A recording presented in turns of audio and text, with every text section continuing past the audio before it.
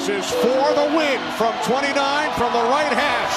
Koo's kick is good. Here is Durant for the win.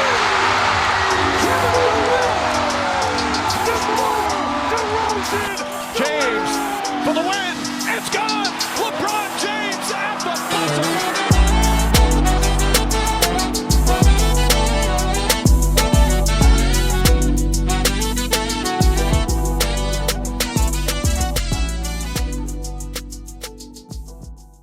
All right, so NBA season ended yesterday. Yesterday was the last day of the regular season. So we are here. Welcome to For The Win Vodcast's first annual NBA award show. As usual, we got myself, Wilson, we got Corey, we got Anton, we got a special guest here today. My man, Zackery Williams. What's good with you? What's going on? What's going on? Glad to be here. All right, so we're just gonna go award by award and kind of pick each other's brains, see what you got going. This year was tough. We were just talking about it. This year was really, really tough in terms of awards. Like, I was stressed out for a couple hours, like trying to figure out, who has a case for what. And I think what happened most with me is like, you could have like a certain reason and criteria for one award or for one placement, but then you end up contradicting yourself later on because like you're like, oh shit, I got to put this man here. Yeah. So we're gonna start with the most improved award for this year. I go first, then I pass it off to Zach. There's a lot of deserving candidates. We got DeJounte Murray, who made his first All-Star. He bumped his numbers up from 15-7-7 to 21-8-9. You know what I'm saying? Darius Garland came a long way. Cleveland, I don't think Cleveland's going to make the playoffs, unfortunately. They the AC. I feel bad for them, man, because they were like in the 4 or 5 seed quite a bit. And I think Brooklyn's going to bounce him. I think Atlanta's going to bounce him too. But if now, don't sleep on the Hornets, though. Don't sleep on the Hornets, though. We're going to see tomorrow. Don't sleep on the Hornets. So, yeah, I think Darius Garland was definitely deserving. Like I said, he bumped his numbers up and he played more meaningful basketball. But for my ballot, my runner-up is Jordan Poole. Golden State Warriors. Jordan Poole last year averaged 12, 2, and 2. While they were working without Clay and sometimes without Dre and without Steph. But this year, he kind of exploded. Right now, he averaged 18, 3, and 4. And again, in meaningful games, they're the number 3 seed in the West. In March, Jordan Poole averaged 25 points per game on 50, 40, 90 from the field. So, I know Draymond was campaigning for him. I think he has a really, really strong case. So he's definitely my runner-up, but my number one choice was John Morant. John Morant took his game to another level this year, like MVP caliber type level. 27, 5, and basically 7. He bumped his field goal percentage up quite a bit. And his team went from being the 8th seed or 9th seed, I think, last year, depending on how it worked out with the play-in, to the number 2 seed. Now, they did go on quite a run without him. I was about to say that. I ain't want to break the bubble, bro. They got the Grizzlies are the best team in the NBA, bro. But anyway, go ahead. Yeah, they went like 21-4. But bro, go ahead. We can talk about that a little bit later. But if you want to talk about just like improvement, like he averaged, like John Morant has never averaged 20 points per game before this year. And he averaged 27 this year. Like he averaged 19 last year. He, out of all the candidates, he actually made the most of a jump in terms of scoring. And now he's, he didn't qualify because he played enough games. But if you look at points per game averages, he's like 5th or 6th in the league. So for me, I had to go with Ja. I had to give him some love there because later on, I'm not going to give him as much love. All right, Zach, who you got? All right. So It's tough. It's tough. There's a lot of guys that you can put in there. Really, three main ones that we're talking about. And to be honest, it's the same three guys. It's between Jordan Poole, Darius Garland, and John Morant. So in trying to figure out exactly who should be where in this ranking, you're thinking about where the teams are. You're thinking about, who's playing in relevant games. You're thinking about statistical strides. So for me, the runner-up is going to be Darius Garland. Yeah, and it, like I said, it's tough because you do have Jordan Poole there, and he did make a pretty good step, a pretty significant jump. Like you said, last year playing a lot of minutes with Clay not being there, and then even this year as he was coming back, still being that presence and still improving his game. But Colin Sexton went down. Darius Garland doing his thing, and sometimes sometimes you need those those openings for a player to blossom, and I think that Garland has really done that this year. And so the winner to me is John Morant. Same reasons. Mm-hmm. Same reasons. I mean, a lot of people like to think that it can't go to somebody who's already a superstar. Right. I don't really understand that logic. It doesn't make a ton of sense to me. What is the actual jump relative to the previous year? And he's made like a 40% improvement in his average, while going up in efficiency as well. So when you consider all of those things, you consider the success of his team, albeit the team did have some success without him, but he plugs and plays right in that lineup. And they feed off of his energy day in and day out. So come playoffs, I think we'll really see a great outing by Memphis. And it's going to be largely in part because of the most improved player, John Morant. Let me pass off the answer. Okay, I already know this is gonna be entertaining. I can tell by the facial expressions he makes.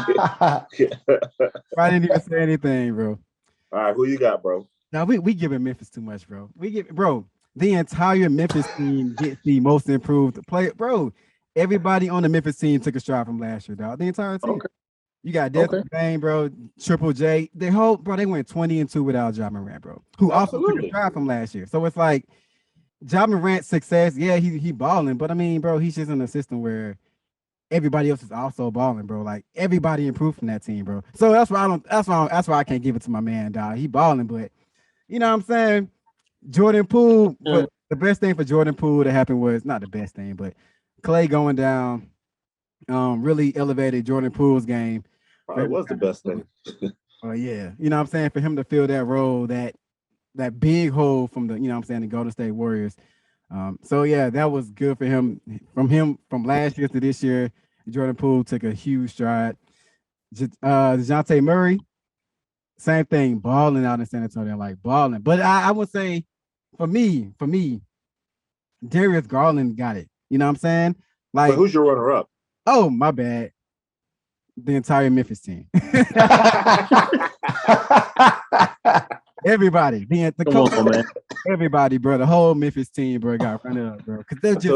I told you I couldn't wait to hear this, bro. The entire team got run up, dog. What y'all talking about? So you got Darius. Yeah, I got Darius Garland, bro. But the Cavs they're not going. I don't think they're getting past the second round if they go to the second round. But yeah, bro, the team is solid, bro, and it's led by Darius Garland, bro. All right, cool. Mr. Wright, close us out. Most improved. Who you got? My most improved comes down to two people, man. My runner-up, and I really enjoy watching this man play. I really do. Jordan Poole. He is becoming a legit baller. A bucket. Yeah. It's just like he when he walks out on the court, like he understands the assignment. I'm gonna go out there and I'm gonna play my hardest. And I'm gonna go get a bucket, man. And I've really enjoyed watching Jordan Poole play, man. My most improved player. And if we're talking about the biggest jump and pun all the way intended, we talking about Ja Morant, man. The biggest jump. If pun intended, man. You know it. That boy is jumping out the gym, okay? And we got to see this man. This is a side note. We got to see this man in the dunk contest, man. I don't care what nobody say. We got to see Ja in the dunk contest, man. They need to pay him. Yeah, pay him something. Put it in your contract incentive, super max, whatever it takes. Only way you gonna superstars in that thing. But yeah, man, Ja has been the catalyst behind this Memphis team. I understand, yes, it's a system, but he is the leader of this team, man. He keeps this team going. He keeps this team hyped. And I mean, statistically, he's made the biggest jump, man. So I'm gonna go with Ja Morant, man. All right. I dig it. We got 3 Jaws and a Darius with an entire team as a runner-up for an individual award. Individual award. Off to a good start. Does the 15th man on the roster get it too? Right, swear, bro. He used to play 2 minutes a game. Now he played 3 minutes a game. Everybody, man. That'll tie into later on when we talk about one of these other awards too. Yeah. All right. So rookie of the year. I'll go ahead and go first. This is also tough because I didn't know, because usually rookie of the year is just a matter of who's performing the best. But I did have to consider who was performing in games that mattered. Because I think there's something to that. Late in the season, Jalen Green really came on strong, especially the last month and a half. However, I didn't have him in my top 3. My first snub was Cade Cunningham, which I know for some, Cade's the winner. Cade was put up 17, 5, and 5, and I like Cade's game. In March, because one thing about this, I'll go through and see what someone's best month has been. I've done that with all the awards. In March, he's putting up 23 and 7. He was balling, but he is playing for the Pistons. And his numbers don't necessarily, they don't supersede the other candidates by a lot. Which is why I had to consider, all right, who's playing in meaningful games. But this is really a crapshoot. I don't have much of an argument for rookie of the year. I think it's a crapshoot. I'm about to say my runner-up was Evan Mobley, but my winner was Scotty Barnes. Scotty Barnes playing meaningful minutes on a playoff team. He's giving you 15, 7, and 3. So that's my winner. However, I do think in the long run, Evan Mobley and Cade Cunningham will be better talents in the NBA. All right, Zach, you up. Oh, man. So another tough one. This year, the award slate in general, it's probably closer than any year I can really think of outside of a couple of these awards, man. So, for me, it came down to 3 guys. And so for my runner-up, I do have Scotty Barnes. He is playing the meaningful games. He's on an elite level team, one that we, deem to be a real threat in the playoffs. And he's established himself as, one of the top 3 players on that team, one of the that nucleus there that actually keeps them going. So side note. Go ahead. Just you brought up the Raptors. Lakers are looking at Nick Nurse as a potential coach. Why are we talking about the Lakers? Okay. All right, Zach. Why are we talking about the Lakers? Really? Is that serious? I didn't hear that. I don't know. Nobody from the Lakers is on any of these categories, bro. Not a single player, bro. Everything about the Lakers is just rumors, but I just want to throw that out there. Nick Nurse, come through. We need you. You know what's not a rumor? The Lakers are not in the playoffs. Let's move on. Here we go. Wow. We're getting real disrespectful. Zach, I'm sorry for Corey interrupting you. Go ahead and continue. No, it's okay. Oh, that was Corey, right? Okay. Yeah. You got to get in the Lakers bit. Probably going to end up talking about them 5 times today. Right. Oh, but anyway, my rookie of the year is Cade Cunningham. He I don't know. There's just something about his game. To me, he feels like he just belongs. He's a pro. His game is real smooth. He looks real comfortable out there. Statistically, I want to say he's leading the rookies in points and assists. And I mean, he's just a great player overall. So when I actually take a look outside of the success of his team, but just looking at the individual player, because obviously there's other circumstances that ultimately contribute to a team's overall success. He looks the best on film, and it's statistically he has, a case for that. So Cade Cunningham, that's my choice. I think long term, he's probably going to be the most successful of the guys from this group this year, just because of his style of play, his size at his position, his ability to facilitate, his overall comfort. So, I'm looking forward to seeing what he does in the years to come. But for now, he is the front runner among those guys. Cool. Before I hand it over to Antoine, are there any rookies on the Hawks this year that were in the rotation? Because I feel like he's gonna find a way to plug one of them in. Oh no, I'm not. I'm really not. All right, who you got, bro? Hey man, never mind. I ain't gonna do it to you. I would say though, this is the best draft class since 2018. Since Trey and them. Yeah, since Trey, since Luka, since Jaren Jackson Jr., bro, since all them cats, bro. 2018 draft was crazy. But this one is like right underneath that, man. They got so many, like you said, it's kind of hard to pinpoint the rookie of the year, bro, because so many guys were stepping up across teams, bro. Like most of the sorry teams, but across the teams, like cats like Evan Mobley and Jalen, I'm a bucket green, dog. I saw the Hawks play the Rockets yesterday for the last game of the season, and I saw Jalen Green put up a 4-piece. A 40-piece. It wasn't like that efficient, but bro, he was a bucket, bro. Like, you know what I'm saying? Yes. Yeah, he's a bucket, dog. And I think, bro, them cats have a really good future, dog. Like, they have a really bright future in the league. So I think my runner-up would be Jalen Green. I like seeing Buddy play, bro, with the ponytail, bro. He killing it. What? Yeah. With a ponytail. Anyway. wow. Hey, bro, my winner gotta be Scotty, dog.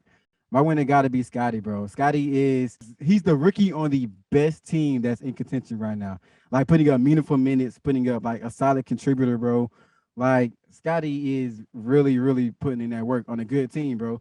He averages like 15 a game and something like that. Like his numbers aren't as good as Cade and Jalen Green, but he's contributing on the better team. He's not playing for the Pistons, not playing for the Rockets, not playing for Orlando. You know what I'm saying? So I think his contribution is better than, just putting up a whole bunch of stats. So that's what I say, man. I think my rookie is Scotty Barnes, Toronto. Yeah. Random Orlando shade. We ain't even talk about Suggs. Random Orlando shade. All right, Corey, who you got? All right, my runner-up, I'm gonna say Scotty Barnes, but my rookie of the year, and emphasis on rookie of the year, and not rookie of like after the All-Star break, is gonna be Evan Mobley. So, and the reason I say that is because Evan Mobley has shown the consistency from day one. Cade Cunningham, when he came into the league, he struggled a little bit. He also, had the injury. So at the beginning of the year, Cade wasn't there all the way. And so he started coming on a little bit late, and then, he blossomed or whatever the case may be. Same with Scotty Barnes. When I think of an award, I think of consistency as well throughout the entire year. And I think Evan Mobley has shown that the entire year. That's why I'm going with Evan Mobley. I do think Cade, will be the better player, the better talent. Yeah. I mean, it just sucks that he plays for Detroit because he probably won't get much success, but whatever. So we have two Scotties, an Evan, and a Cade. All right, some variety. All right, so time for the Defensive Player of the Year. Let me start off by saying I think this is historically the worst award, like in terms of who they give it to. Yeah. Because like with defensive player of the year, you can't go off of just numbers. Like, it's not like, all right, who's averaging the most steals and blocks. Mhm. It's typically the most, narrative-based award, in my opinion. You remember those years that people won defensive player of the year? I think Marc Gasol did it, Tyson Chandler. They won defensive player of the year, but didn't make all defensive first team, which is silly. Right. So I went through, this was probably the toughest one for me. I went through a lot of the candidates. Robert Williams with the Celtics, who's kind of like the anchor of their defense. The back line, Celtics as a team were ranked second in defensive rating. Jaren Jackson averages a lot of blocks. Same thing, fourth in defensive rating, his team. Rudy Gobert, I know he's won it 3 of the last 4 years. But you always got to consider him because he actually has the biggest defensive impact out of most players in the league. Now, part of that is because the rest of his team is so poor defensively that they just funnel everything into Rudy, and Rudy will take care of it. Like shots defended and all those metrics and all that, like he's really high. Bam Adebayo has a really strong case as well with Miami. I look at the team defensive rating because I think that matters when it comes to defensive player of the year. Like, how are you contributing to a strong defense? Which is why I have to say, because I think he might win this, but I do not think Giannis Antetokounmpo should be considered this year. Because interesting. I know I didn't believe that until today, but the Bucks are ranked 14th in defense. Giannis is a great defender. He's a very versatile defender, but I just don't think he's the defensive player of this year. I think there are aspects of how the Bucks approached this year where it was kind of like, all right, let's do what we got to do, get to the playoffs, top 2, 3 seed and whatnot, and then we're going to turn things up, once the playoffs begin. But I don't think he has had the biggest defensive impact in the league. Most of these guys, if you look at how many points per game are given up when they're off the court versus on the court, a lot of the difference is like 4 to 5 points. Rudy Gobert, the difference is like 8 points, which is ridiculous. Like, they give up 8 more points when he's off the court. But yeah, that made me take Giannis off. I know his block and steal numbers are probably straight. I don't know what they are, but I just think I can't give you the award if you aren't on a top 5, top 6, top 7 defense. All right, so my runner-up is Marcus Smart. Marcus Smart of the Celtics, their best perimeter defender. However, they also use him to defend switches quite a bit. So you'll see Marcus Smart guarding 1 through 4 and doing a strong job at it. Honestly, the only reason I don't have him as a winner is because he also has the benefit of playing with Robert Williams. I know he's hurt now, but both of them together, that's why they were the second ranked defense in the league. But Marcus Smart, great defender, averaging just under 2 steals per game. But my winner actually doesn't have great defensive numbers, but I think has a great defensive impact. I got Mikal Bridges as a winner. I got Mikal Bridges. The Suns are the 3rd ranked defense. Bridges is always playing the opposing team's best wing player or guard or whatnot, and does a really damn good job on it. Like, their defensive schemes will be, structured around Mikal's defense. So, like, I've seen him clamp Steph. Just a week ago, I saw him clamp Donovan Mitchell. It's hard for me. It's hard, for me to erase that from my memory. So, his numbers don't pop off the screen. I know he's only averaging like a steal and a half at best. But I think Mikal Bridges is the best defender this year. I got to reward winning to some degree, but I also got to reward he's on the 3rd best defense of the league. So I got Mikal Bridges. Who you got, Zach? Runner-up, Marcus Smart. Marcus Smart. He's a pest, man. He's annoying. That's what he is. Yeah, I mean, but he really is. And you see it out there. He's really aggravating guys. He can defend 4 positions at an elite level, in my opinion. And so it's hard to not consider him. Definitely like Rudy Gobert, like Bam Adebayo. And so in terms of my number one, my defensive player of the year, and I've been going back and forth, gotta go with Rudy, man. And I don't like his game, bro. I cannot stand his game. But like Rudy's like the type of player that has a huge impact, but he doesn't pass the eye test at all. Like, you don't watch a game and feel like, yo, Rudy is just killing, but he like really is. Yeah. And it's, it bears out numerically, right? When he's off the court, that team is drastically different defensively. 27th in the league. Exactly. And so I had to kind of put my personal feelings of his game and aesthetically how it looks or doesn't look aside and just take a look at, the raw numbers and what he's actually doing when he's out there. I get that he's kind of a stale pick because he's won so many of them at this point, and he's kind of like a de facto. People want to put some new folks in there. There are some cases to be made, but when it comes down to it, you take him off of that defense, I think there's a greater void than taking any other single player off of their team in the league. He's the most valuable defensive player, bar none.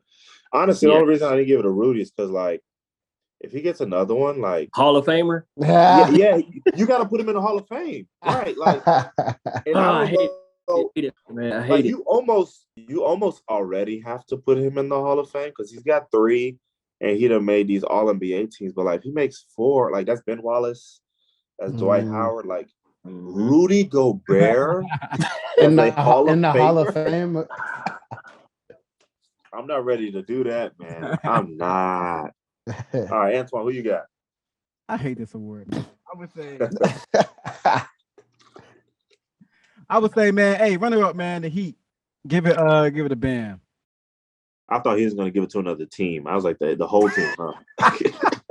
Not a team. But no, you got to reward winning, man. I say give it a Bam. I'm gonna throw a curveball though. For the winner, I say Robert Williams / Marcus Smart, dog. Like, bro, give it to both of them, bro. Yeah. You know what I'm saying? Might as well. Like when Williams went down, dog, Marcus Smart came and was like, hey, bro, we good. You know what I'm saying? We still good. Like, and Williams is the number one defender. So it's like you kind of got to give it to both of them, dog. In my, that's what I would do if I was a voting. But you're at 2 cop-outs now. You only got 1 left. Yeah, 2 cop-outs. Corey, who you got? Hey man, I don't even need a runner-up, man. I'm about to sit here and get this man his flowers, man. He deserves it. I'm going with Marcus Smart off the bat. I don't need no runner-up. I don't need anything, man. Really? The way Marcus Smart balls on the court on the defensive end, man, like you said, Zach, he is a pest. He is an annoyance. Now he does flop a lot, and I hate. That's one thing I do hate. I hate flopping. That's the league, man. That's the league. Yeah, like you said, like that's the league we're in now. But Marcus Smart, like he draws charges. Like you said, he can guard from 1 to 4, and he is, in my opinion, I think he is the catalyst as to the Celtics defensive rating getting where it is now. I understand, you got your big man down there, Robert Williams, but in my opinion, it starts up top. It starts with Marcus Smart. That's where I'm at with it. All right, cool. So we had Marcus Smart. We had Marcus Smart / Robert Williams, Mikal Bridges, and Rudy Gobert. All right, I like the variety. All right, so Coach of the Year. Y'all say something besides who y'all should say. I'm about to smack every single one of y'all. But go ahead. I mean, this shouldn't be long. So this is where I'm at. Oh, no. You should have got it last year, but whatever. So no, I'm saying this is where I'm at. Like, so number 3, I got Ime Udoka because he turned the Celtics season around. It was, no one's asking should Jaylen Brown and Jason Tatum be on the same team anymore. I think we're gonna see. We're gonna see this playoffs, and we're gonna revisit that question because I still have that question. I just think he's getting the best out of them now, and the way he's transformed that team as a defensive juggernaut. Like, when has the Celtics ever been that? And like the Celtics, the amount of blowouts they have this year is like crazy. So I go with Ime Udoka. Number two, I got Taylor Jenkins. I got Taylor Jenkins with Memphis. Big turnaround, going 21-4 without Ja or whatever the record was. Something ridiculous. I mean, you need a lot of credit for that. But I got to go with Monty Williams. Part of the reason I'm picking him is because he should have won it last year. Yes. Like, he should have won it last year. They gave it to Tibbs. You see where the Knicks are now. They were a fraud. That was crazy. But I went with Monty. His team 64-18. People forget they started 1-3. They started 1-3, and they went 64-18, but they really kind of like chilled the last few games. They easily could have won 68 games, which not many teams have done all time. So if they wanted to go for it, they could have. He's just created a machine over there in Phoenix. Like, I watched a lot of games of Phoenix Suns games this year, and like, if they're down 10 with 5 minutes to go, I feel like they're gonna win. Yeah, and then they do. The way they close games is crazy. It's Monty Williams. That's my pick. Zach, who you got? Cool. So number 3, Ime Udoka. Same, man. Same. You know, the biggest thing for me was just how that defense looks this year. You know, we talked about Marcus Smart being up there. But overall as a team, they look excellent. They look excellent on defense. And we did have a lot of questions about whether or not Tatum and Brown were going to work long-term, whether or not, you know, their mutual presence was holding each other back. And somehow this season, we can look at both players and say, they both look great. Right. Quite frankly, it doesn't look like a your turn, my turn situation. They're playing, in a very fluid manner as a team, and it works. And everybody's found their role. You know, Marcus Smart, I think, for a while there, didn't really know what his role was going to be on that team, as guys were kind of fighting for points, fighting for baskets. All that stopped.